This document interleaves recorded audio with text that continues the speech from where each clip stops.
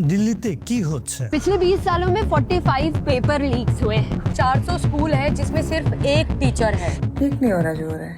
I just wanted to say that. Rahul Gandhi গ্রেফতার, প্রকাশ রাজ রাস্তায়, Arijit Singh tweet করেছেন, ঋত্বিক রোশন, সোনাক্ষী সিনহা, দিয়া মির্জা সরাসরি সোশ্যাল মিডিয়ায় পোস্ট করেই যাচ্ছেন। দোজ হু ডোন্ট নো, দিল্লিতে লিটারালি বিশাল আন্দোলন শুরু হয়েছে।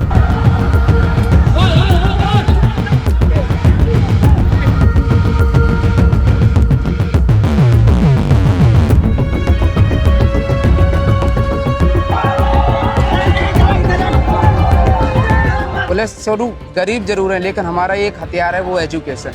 ককরোচ জনতা পার্টির নাম শুনেছেন? এটা ইন্ডিয়ার ইয়াংস্টার স্টুডেন্টসদের তৈরি একটা মুভমেন্ট, যেটা সার্কাস্টিকভাবে ডিজিটালি শুরু হলেও এখন তারা 10,000 ছাত্র একসাথে পার্লামেন্ট ঘেরাও করতে গেছে।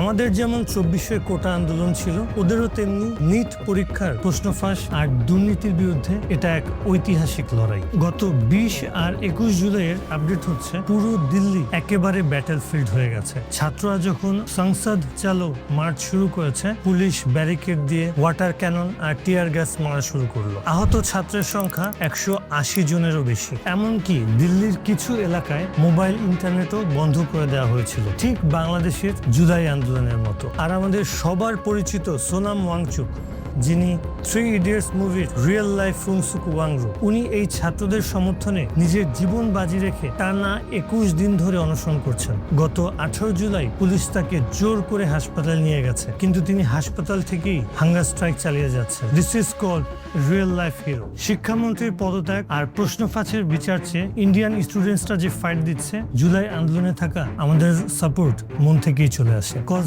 আমরা জানি হাউ ইট ফিলস।